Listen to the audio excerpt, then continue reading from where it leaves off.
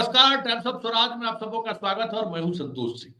और आज times of Swaraj के बड़ी बहस में हम चर्चा करने जा रहे हैं उन कोचिंग महारथियों के बारे में, उन यूट्यूबर्स के बारे में जो कभी किसी दौर में बिहार में परीक्षा के रद्द होने पर या परीक्षा के सवाल लीक होने पर बड़ी बड़ी बातें क्या करते थे, लेकिन धीरे धीरे धीरे अपने आप को वो इस पूरे मुहिम से अलग करने लगे।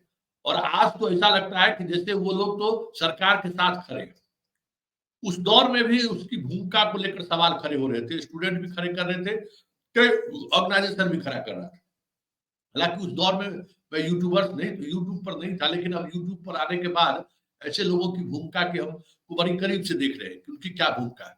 उसमें सबसे बड़ी बात यह है कि खान, जो पता नहीं सर कौन लगाया, खान सर, इतने बड़े लेवल पर छात्र उनके यहाँ पढ़ते हैं, बड़ी संख्या में छात्र हैं, लेकिन इस तरीके के मामले में उसकी खामोशी चर्चा का विषय बना हुआ है। भाई खान क्यों चुप? एक रहमान सर है, खूब बात करते हैं छात्र हित में, भाई रद्द होना चाहिए, ये गलत है रहा है, लेकिन खान खामोश है। रहमान खान हो चाहे और जो भी हो, उससे मेरा कोई बहस नहीं है, लेकिन सवाल है कि जब छात्र हित की बात आती है तो ये कोचिंग संचालक जिसका रोजी रोटी, जिसका सब कुछ इसी छात्रों के भरोसे चलता है, और जब छात्र के हित की बात होती है तो वो खामोश हो जाता है। चलिए इस पर चर्चा करने के लिए हमारे साथ दिलीप जुड़ रहे हैं। दिलीप, पहले तो बधाई, चलो मुहिम हम लोगों का रंग लाया, परीक्षा रद्द किया है लोगों ने, तुम्हारा घोषणा का जो है तो असर वो भी रहा। लेकिन एक बात जानना चाहते हैं कि कुछ कोचिंग संस्थान वाले, कुछ बहुत सारे यूट्यूबर्स की जो भूमिका इन दिनों देखने को मिल रही है, क्या लगता है तुमको? उसकी भूमिका से तुमको क्या समझ में आ रहा है? देखिए, ऐसा लग रहा है कि कुछ कोचिंग संचालक का जो बिहेव है उसको देख के लगता है कहीं ना कहीं संलिप्तता तो लग रही है कि हो सकती है वो संलिप्तता। इसकी जांच होनी चाहिए। और जिनका आपने नाम लिया तो उनके बारे में हम भी ये जानना चाहते हैं कि भाई ऐसा क्यों हो रहा है। बड़ी बड़ी बातें करने वाले लोग चुप क्यों हैं? और खान सर तो आंदोलन में कभी सपोर्ट भी नहीं करते हैं। कल भी कुछ अभ्यर्थी गए थे खान सर के पास कि हम लोग 21 तारीख को आंदोलन कर रहे हैं, आप लोग साथ दीजिए, वीडियो बनाइए समर्थन में। तो उनके ऑफिस के जो स्टाफ है उन लोगों ने एक तरह से डराया धमकाया, बात तक नहीं करवाया खान सर से। बोलते कि एप्लीकेशन दीजिए, समय मिलेगा खान सर को तो देखेंगे, विचार करेंगे, उनका मर्जी होगा तो आपसे बात करेंगे, मिलेंगे। इस तरह की बातें करते हैं और यूट्यूब पर आके बड़ी बड़ी बातें करते हैं और जाके अशोक चौधरी से मिलते हैं, उनको बुके देते हैं और सरकार की प्रशंसा करते हैं। ये क्या हो रहा है भाई? हम छात्रों के लिए लड़ रहे हैं पिछले 8-10 साल से। आज तक तो हमने किसी मंत्री, विधायक का, किसी नेता के साथ फोटो मेरा नहीं देखा होगा कोई। लेकिन ये शिक्षक लोग पढ़ाने का ढोंग रखते हैं और नेता विधायक के पास जाके फोटो खिंचा के सेल्फी लेके डालते हैं कि मतलब क्या ही चल रहा है। और आपको एक और जानकारी दे दे, 2020 में खान के स्टाफ ने हमको भी धमकी दिया था कि बम मार देंगे। ऐसे बोला था कि बम मार देंगे। मैं तारीख भी बता देता हूं, 13 फरवरी 2020, जब हम लोग दरोगा बहाली में पेपर लीक के खिलाफ आंदोलन कर रहे थे तो खान सर ने हमारे साथ बदतमीजी किया था। लेकिन हमने लाखों छात्रों के हित में उस बात का जिक्र नहीं किया। हम चुप्पी साध लेके चलो, हमारे साथ उन्होंने बदतमीजी किया, हम चुप रह गए। हमारा काम था आंदोलन को मजबूत करना, छात्रों को न्याय दिलाना, इसके लिए लड़ना। लेकिन उन्होंने, खान सर ने हमारे साथ भी बदतमीजी किया था। और ये खान सर करते क्या है? 99 रुपए में बैच चलाना, 999 में बैच चलाना, ये कोई महानता नहीं होती है। 99 रुपए में बैच शुरू करेंगे, लालच देंगे और लाखों स्टूडेंट एडमिशन ले लेंगे। सोच लीजिए कितना करोड़ रुपया आ गया। और कोई बैच तो ऐसा होता है जो एक, वो तो मान लीजिए उनका बिजनेस टैक्टिस हो सकता है कि वो अपना 99 रुपया के सहारे लाखों लोगों को जोड़ते हैं। लेकिन बड़ा सवाल ये है, इतने बड़े स्तर पर आप छात्र से जुड़े हुए हैं, छात्र के हित की बात करते हैं, और छात्र के मसले पर जब बोलने की बात आती है तो वो चुप हो जाते हैं। कभी मीडिया में भी प्रश्न पत्र लीक मामले में जिस तरीके से खान की चुप्पी है, क्या आपको लगता है कि खान के पूरे जो गतिविधि है उसकी जांच होनी चाहिए? बिल्कुल जांच होनी चाहिए। अब कुछ लोग तो ये कह रहे हैं, ये बात कहां से आ रही है मुझे नहीं पता, लेकिन बहुत सारे जगह ये चल रहा है। अभ्यर्थी मुझे मैसेज कर रहे हैं कि जो अभ्यर्थी अरेस्ट हुए हैं उसमें बहुत सारे लोग खान कोचिंग के हैं, खान कोचिंग के, पटना वाले खान कोचिंग के अभ्यर्थी मुझे मैसेज कर रहे हैं। तो ये तो पता चलना चाहिए ना कि भाई खान कोचिंग के इतने लोग हैं, तो क्या ये जो विशाल चौरसिया है खान के कोचिंग में आता जाता था क्या?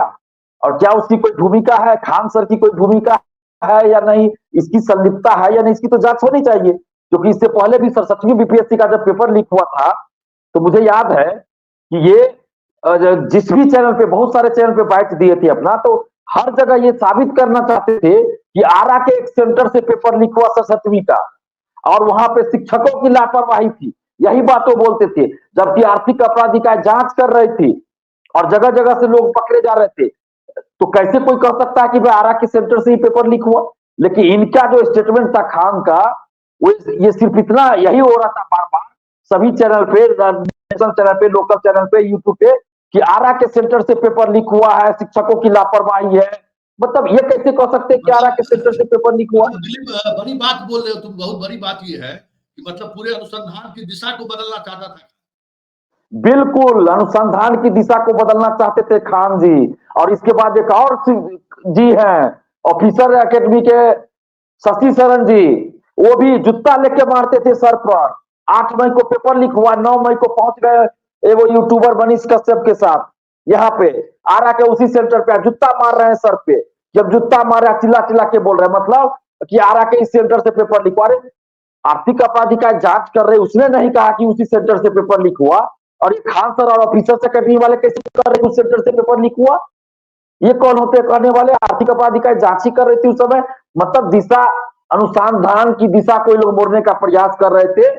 तो ये तो कहीं ना कहीं इसकी भूमिका की जांच होनी चाहिए कि आखिर ऐसा क्यों हो रहा था। और अभी अभी जब हम लोग 21 तारीख को आंदोलन करने वाले थे, आर्थिक अपराध इकाई ने जांच रिपोर्ट दे दिया कि पेपर लीक है, सबूत है, तब ये शशि शरण बोल रहे हैं ऑफिसर्स अकेडमी वाले कि आंदोलन से दूरी बनाइए, आंदोलन से दूरी बनाइए, बिहार में कानून का राज है, संवैधानिक संस्था पे भरोसा रखिए। तो अरे बीपीएससी संवैधानिक संस्था तो नहीं मान रही थी कि पेपर लीक है, आर्थिक अपराध इकाई की रिपोर्ट को नहीं मान रही थी। तो पता नहीं ये लोग क्या करना चाह रहे हैं।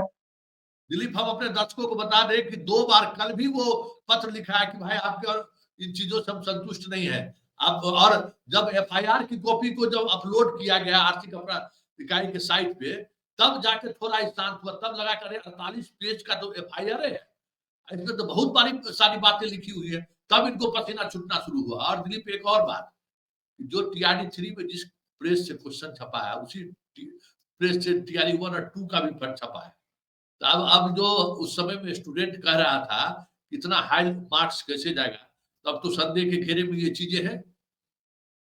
बिल्कुल संदेह के घेरे में है, क्योंकि वही लोग अभी भी बीपीएससी ऑफिस के अंदर है जो टीआरई 1 टीआरई 2 के समय थे। एक चेयरमैन बदले हैं ना, बाकी लोग तो वही लोग हैं। तो जब इतने बड़े पैमाने पे टीआरई 3 में हो रही है, तो अब तो टीआरई 1 टीआरई 2 की भी जांच होनी चाहिए कि ये जो कटअप इतना हाई गया और सीरियली रोल नंबर वाले पास किए, तो अब तो जांच उसकी होनी चाहिए, बिल्कुल होनी चाहिए। क्योंकि मेरे पास कुछ अभ्यर्थियों ने ये बात परीक्षा के बाद कही, रिजल्ट के बाद, कि टीआरई 2 में भी कुछ गड़बड़ी लगता है कि हुआ है। बहुत सारे अभ्यर्थी कह रहे हैं कि उनको क्वेश्चन मिल गया था। क्या सच्चाई है मैं नहीं जानता, लेकिन जांच होनी चाहिए कि इतना कटअप गया। उसके बाद आप बीपीएससी 7वीं का भी देखिए सर, परीक्षा रद्द हुई, दोबारा परीक्षा हुई अतुल प्रसाद सर के समय, लेकिन कटअप 113 गया था, बहुत ज्यादा था कटअप।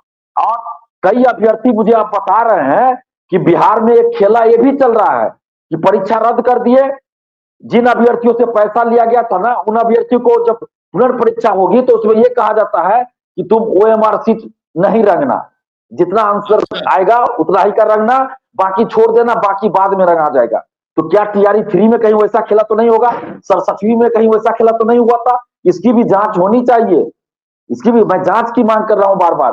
क्योंकि बीपीएससी या अन्य भर्ती आयोगों में ये साबित हो चुका है कि बड़े पैमाने पे खेल चल रहा है, और ये तो एक से एक प्रूफ मिला है। और कुछ शिक्षकों की, कोचिंग संचालकों की भूमिका है, कई बार अखबारों में भी छपी है कि मुसल्लापुर बाजार समिति के कोचिंग संस्थान रडार पे, ये अखबारों में खबर छपी है। और मैं तो आज भी कह रहा हूं, मुसल्लापुर हाट, बाजार समिति, गोपाल मार्केट, इन बोरिंग रोड, इन सब में कुछ ऐसे कोचिंग संचालक हैं, शिक्षक हैं, जो कोचिंग सिर्फ इसीलिए खोले हैं कि वो आसानी से धांधली सेटिंग कर सकते हैं, स्टूडेंट से जुड़ने का एक मौका मिल जाएगा। और फिर उसका 999 में बैच शुरू करो। मैं ये नहीं कर रहा हूँ कि 99 या 999 में बैच शुरू करने वाले सभी शिक्षा माफिया, मैं ऐसा नहीं कर रहा हूँ, लेकिन कुछ लोग ऐसा काम कर रहे हैं कि 99 रुपए में बैच शुरू करके स्टूडेंट्स को फंसा लो, फिर स्टूडेंट्स को लालच दो कि भाई इतना पैसा दो तो बना सेटिंग करा देंगे, और वही खेल चल रहा है। और फिर बाद में रिजल्ट हो जाएगा तो उसका फोटो चिपका देंगे कि तो हमारे कोचिंग से रिजल्ट हुआ इतना।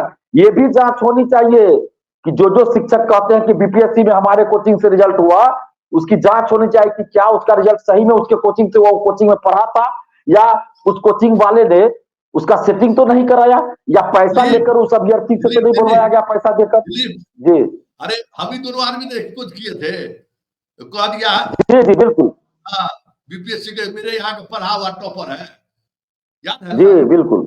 बिहार के आईएएस अधिकारी कोचिंग पे अपना बोल दिए कि हमने यहाँ पढ़ के टॉप किया है, और उसको हम लोग एक्सपोज कर दिए, तो बस सब भाग खड़ा हुआ। एक भूपेश सर थे, वो है कि अब नहीं है? सर फिजिक्स पढ़ाते थे क्या? पता नहीं अब कौन थे। जिस समय हम पटना आए थे ना, वो अपना एक जेएनयू का सर्टिफिकेट से लेके प्रेस कॉन्फ्रेंस किए थे कि हम जेएनयू जो है सबको विशेष तौर पर पढ़ाने के लिए बुलाया है खास टॉपिक पर। और उस समय हम दिल्ली यूनिवर्सिटी से पढ़ के आए थे। उसके सर्टिफिकेट जो पत्र दिखाया जा रहा था ना, वो पत्र हमको लगा कि रजिस्ट्रार के नाम से है, इसमें जरूर कुछ, और सहयोग से जो रजिस्ट्रार थे उस समय जेएनयू के, वो हमको दिल्ली यूनिवर्सिटी में पढ़ाए हुए थे। हम उनको फोन लगाए कि भाई यहाँ के भूपेश सर की कोई सर है, इसको आप बुलाए हैं विजिटिंग प्रोफेसर ग्रुप में? कहा कि नहीं, ऐसा तो हम लोग करते नहीं है। पत्र भेजे, उस समय में तो व्हाट्सएप वगैरह तो था नहीं, तो उनको फैक्स किए तो देखे, तो वही जेएनयू वाला में एफआईआर दर्ज हुआ था उस पर। पता नहीं सर बड़ा नामी सर थे वो भी, उसको फिर हमको याद नहीं है, बड़ा चर्चित सर थे बिहार के। वो भी यहाँ धंधा कोचिंग वाला यही सब धंधा करता है, परीक्षा पास करेगा किसी कॉलेज से, किसी संस्थान से, ढंगा पिटना लगता है अपने। तो ये जो 2-3 बातें हम लोगों के बीच में हुई है, क्या कोचिंग संस्थानों की जांच होनी चाहिए, पहली बात। दूसरी बात कि टीआरई 1 और टीआरई 3 और बीपीएससी के हाल के दिनों में जो परीक्षाएं हुई है, उसकी भी जांच होनी चाहिए कि ये छात्र नेता के रूप में ये आपका मांग है क्या? बिल्कुल हमारी ये मांग है कि इसमें कोचिंग संचालकों की क्या भूमिका है, संलिप्तता है, इसकी भी जांच होनी चाहिए। चाहे कोई भी शिक्षक हो, उसकी जांच होनी चाहिए। जो भी स्टूडेंट पकड़े गए हैं, अगर वो किसी कोचिंग में पढ़े, उनके पास है कि किसी कोचिंग का स्टूडेंट है, तो सीधा सीधा उस कोचिंग संचालक और शिक्षकों की जांच होनी चाहिए कि क्या वो भी संलिप्त है। मैं ये भी नहीं कर रहा हूं कि भाई किसी कोचिंग में वो पढ़े हैं तो वो कोचिंग संचालक शामिल नहीं होगा, लेकिन जांच होनी चाहिए। और खासकर ये जो 2-3 टीचर हैं जिनकी जो ये इस तरह का जो लैंग्वेज है, भाषा है, तो उसकी जांच होनी चाहिए कि भाई आंदोलन को क्यों आप रोकना चाह रहे हैं। लाखों अभ्यर्थी आंदोलन के दिलीप, एगो मनीष कश्यप था, बड़ा वो आजकल कहाँ है? ये तो बताना चाहिए ना कि मनीष कश्यप पेपर लीक पे चुप क्यों है भाई। पेपर लीक पे मनीष कश्यप को एक भी हमने वीडियो नहीं देखा ना कुछ, क्यों चुप है भाई। और ये मनीष कश्यप जो है बार बार जाके शशि शरण और खान सर का ही क्यों इंटरव्यू लेता था 67वीं बीपीएससी के समय, क्या बात है भाई। और आरा के एक सेंटर पे ही क्यों केंद्रित किया जा रहा था, जांच की दिशा को मोड़ने का प्रयास क्यों किया जा रहा था। इन सब मामलों की जांच होनी चाहिए। मैं छात्रों के लिए लड़ रहा हूं पिछले 8-10 साल से। अगर छात्र हित के साथ कोई खिलवाड़ करेगा, चाहे वो मेरा भाई ही क्यों ना हो, मेरे पिताजी ही क्यों ना हो, तो हम इस चीज को बर्दाश्त नहीं करेंगे। और इसलिए आज मुझे बोलना पड़ा कि शशि शरण जैसे लोग कह रहे हैं कि आंदोलन से दूरी बनाइए। ये भाषा का प्रयोग होता है। ये राष्ट्रीय आंदोलन क्यों पढ़ाते हैं भाई, अपने स्टूडेंट्स को राष्ट्रीय आंदोलन पढ़ाते हैं क्या? आंदोलन ये हुआ ये हुआ, और आज बोल रहे हैं कि आंदोलन से दूरी बनाइए। इसको इतना ज्ञान नहीं है कि आंदोलन से ही देश को आजादी मिली थी, और आंदोलन हमारा लोकतांत्रिक मौलिक अधिकार है। और ये अभ्यर्थियों को बोल रहे हैं कि आंदोलन से दूरी बनाइए। ये सीधा सीधा मैंने अभ्यर्थियों के हित से खिलवाड़ कर रहे हैं। और इनके बारे, शशि शरण के बारे में तो एक से एक मैसेज अभ्यर्थियों का मेरे पास आ रहा है। खान के बारे में मैसेज आ रहा है, मेरा व्हाट्सएप भर गया है। मेरे यूट्यूब पे देखिए, जहां जहां मेरा वीडियो चल रहा है किसी भी चैनल पे, खान के बारे में कमेंट आ रहा है, शशि शरण के बारे में कमेंट आ रहा है। मेरे व्हाट्सएप पे मैसेज आ रहा है कि खान और शशि शरण की संलिप्तता की जांच होनी चाहिए, क्या भूमिका है। बहुत सारे अभ्यर्थी फोन करके बता रहे हैं। और ये शशि शरण पहले क्या करते थे, इसकी भी जांच की मांग अभ्यर्थी कर रहे हैं। एक से कमेंट कर रहे हैं, मुझे फोन कर रहे हैं, तो इसकी जांच होनी चाहिए। मैं तो आर्थिक अपराध इकाई से ये मांग करता हूं, सबसे पहले तो आर्थिक अपराध इकाई को धन्यवाद, आपको धन्यवाद सर कि लगातार इस मुद्दे को आपने उठाया, हम लोगों का साथ दिया।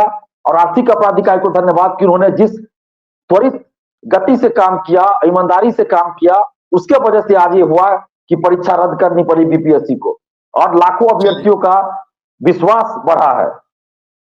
चलिए बहुत बहुत धन्यवाद। चलिए अब आज आप आराम से सोइए, कल अब आंदोलन स्थगित हो गया ना? हाँ, कल का आंदोलन स्थगित हो गया, क्योंकि हमारी जो मांग थी, परीक्षा रद्द करने की मांग थी, वो तो रद्द कर दिया गया दोनों शिफ्ट की।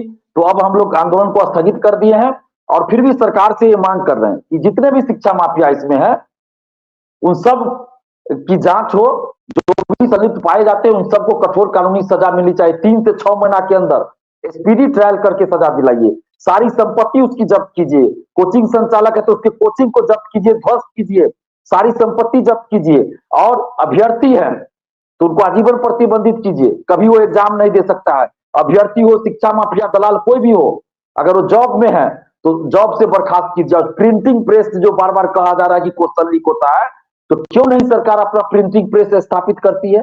ये अरबों खरबों रुपए तो खर्च होता है हर जगह, और क्वेश्चन छपाने में तो पैसा ही देना पड़ता होगा प्रिंटिंग प्रेस को। तो सरकार अपना ही क्यों नहीं स्थापित कर लेती है कि मैट्रिक, इंटर, ग्रेजुएशन सारे कंपटीशन का क्वेश्चन की छपाई वही हो जाए? ये तो बहुत अच्छा चीज होगा कि जो भी उसमें रहेंगे अधिकारी उनकी जिम्मेवारी बनेगी। जिस तरह से बीपीएससी एक आयोग है, उसी तरह प्रेस प्रिंटिंग के लिए भी एक बना दिया जाए, तो ये झमेला ही खत्म हो जाएगा। अभी क्या होता है, प्रिंटिंग प्रेस से पेपर लीक, पता चला कि उसको प्रतिबंधित भी कर दिया, तो अगले वही का आदमी क्या करता है, अपनी बीवी के नाम से तो अपने भाई के नाम से दूसरा प्रिंटिंग प्रेस बना लिया, फिर उसी को टेंडर मिल गया, क्वेश्चन वहां से छपाई हुआ। तो ये सब बंद होना चाहिए और सरकार को अभ्यर्थियों के साथ न्याय करना चाहिए। चलिए बहुत बहुत धन्यवाद, आप तमाम धन्यवाद बातों को रखा।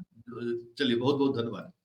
ये हमारे साथ दिलीप, और दिलीप ने उन तमाम चीजों को बड़ा बारीकी से रखा है। कई मांग उन्होंने सरकार से रखी, लेकिन बड़ा सवाल ये है जो लोग खामोश हैं इस एपिसोड पर, उनकी जांच की मांग, कुछ तो बात है। आग वैसे ही, धुआं ऐसी थोड़ी सुलगता है, इसलिए जांच जरूर होनी चाहिए। चलिए इस कार्यक्रम को यहीं समाप्त करते हैं। ये कार्यक्रम अब आज समाप्त करते हैं, लेकिन बाकी दिनों तक ये जारी रहेगी, तब तक जब तक तमाम परीक्षा प्रश्न पत्र लीक मामले में जो लोग शामिल हैं वो एक्सपोज नहीं हो।